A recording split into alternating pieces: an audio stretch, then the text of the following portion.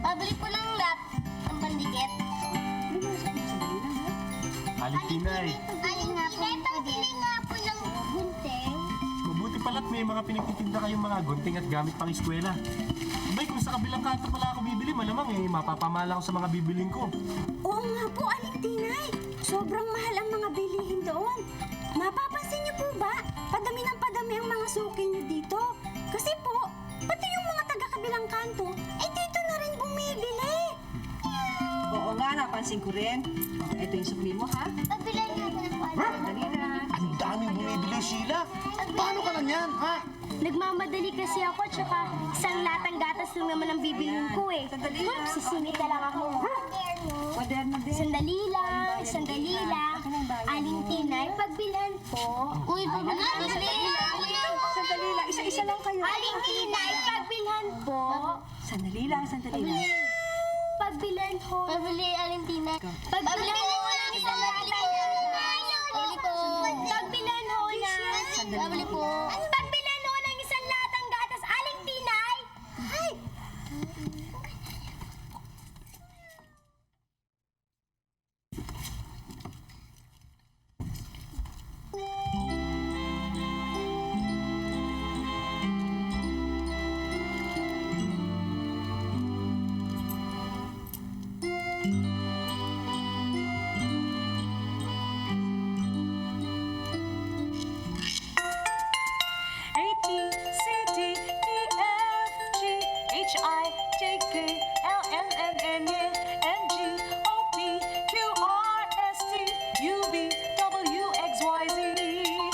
Ang alpabetong Filipino, madaling bigkasin, sabayan niyo ako. A, B, C, D, E, F, G, H, I, J, K, L, M, N, N, G, O, P, Q, R, S, T, U, V, W, X, Y, Z.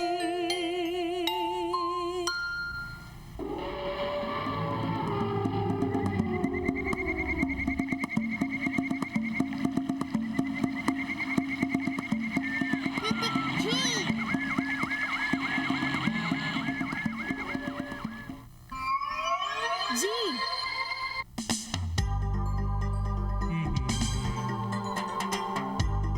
Titik G.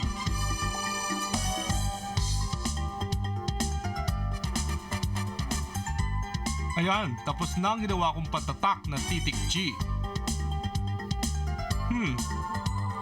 Ano kaya mga bagay na sisimula sa titik G?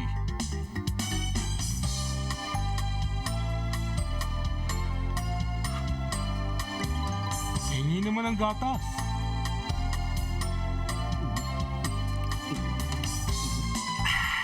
G. Gatas.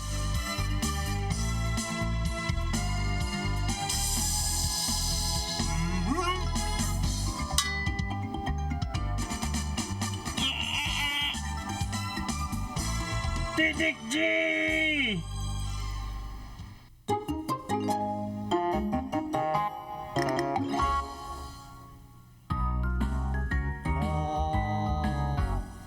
Isa, dalawa, tatlo, apat, lima, anim, pito, walo, siyam, sampu, ganun ang ba ninyo? Sige lang, ulit-ulitin nyo.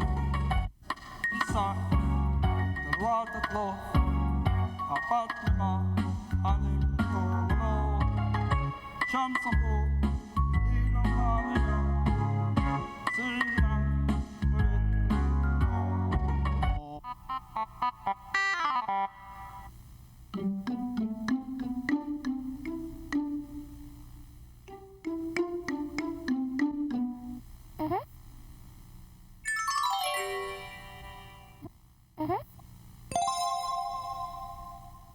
Isa, dalawa, tatlo, apat, lima, anim, pito, pitong itlog.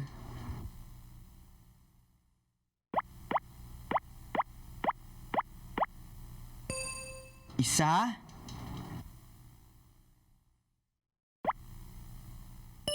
dalawa,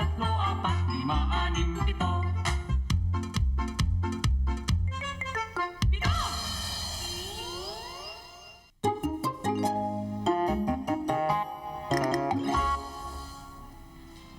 Sheila? Bakit mo naman sinigawan kanina si Aling Tinay? Yun po kasi ang sabi sa akin ni Pipo kanina eh. Ang sabi ko, Sheila, sumingit ka. Hindi ko sinabing sigawan mo si Aling Tinay. Masama yun. Oo nga, Sheila.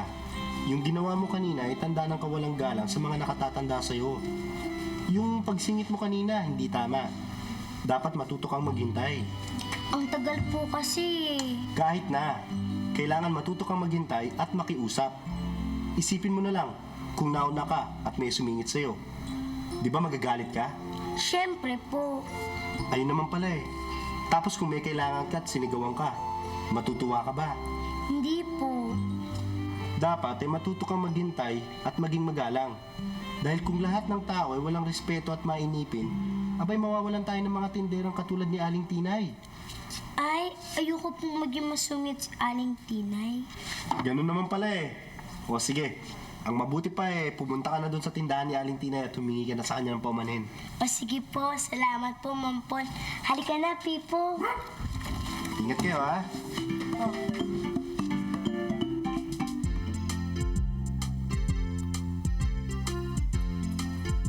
Yan, lapit na. Ang ganda naman ng ipinipinta mo, Michael. Ay, kayo po pala, Doña Kilatis. Maraming salamat po. Kakaiba kasi ang pagguhit mo ng tatsulok. Saan mo natutunan ang pagguhit ng ganyang tatsulok? Eh, hindi naman po tatsulok ito. Ito po ay bulkang mayon sa Albay. Bulkan? Mayon? Aba, hindi ba't pangkaraniwang tatsulok lang yan? Oh, hindi po. Bulkan po talaga yan. Si Michael talaga. Tatsulok lang yan. Teka po, meron po akong naipinta na tatsulok. Kukunin ko po at ibibigay ko po sa iyo. Sandali lang. Abay, sige nga. Opo, sandali lang po ah.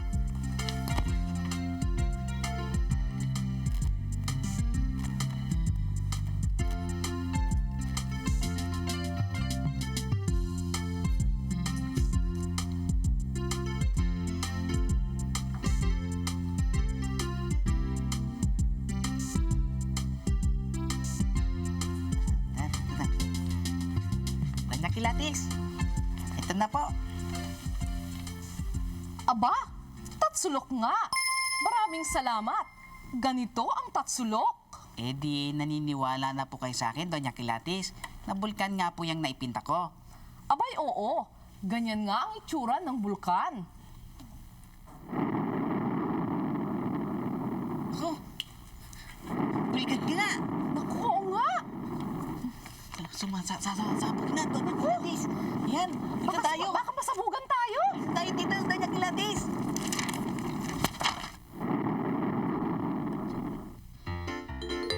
Kailangan kong maghanap ng mga bagay na hugis at sulok.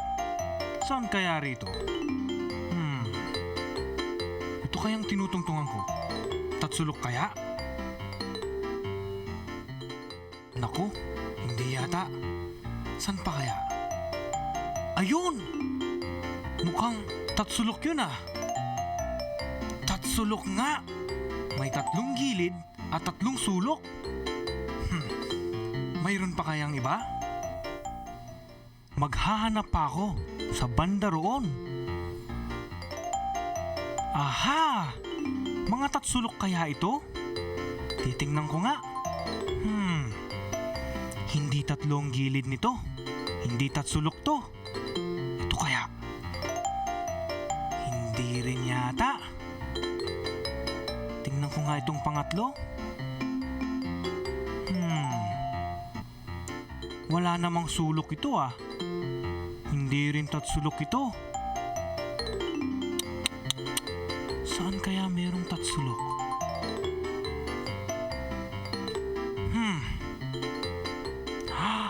Aha! Ito ang hinahanap ko. Isang malaking tatsulok. Tatsulok nga! Tatsulok! Pagagandahin ko ito. Kukulayan ko siya ngayon ng pula. Ang ganda. Pulang tatsulok. Huli ka!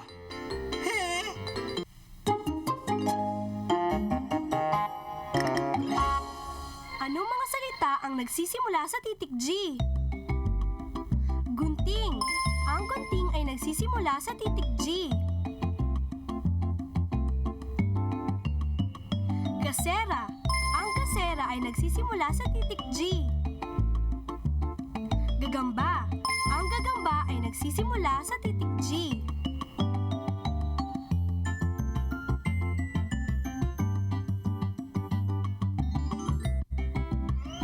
G. Ayan sila, kausapin mo na si Aling Tina at humingi ka ng paumanhin. O sige, Pipo. Aling Tinay, pumarito po ako para po humingi ng paumanhin sa maling inasal ko po kanina. Mabuti naman at bumalik ka para humingi ng paumanhin. Alam mo, Sheila, maganda yung ginawa mo. Inamin mo ang iyong pagkakamali. Kalimutan mo na yon. Maraming salamat po, Aling Tinay. Aling Tinay, pabili nga po ng Crayola. Sandali lang, ha? O, eto. Salamat, Aling Tinay. Sige.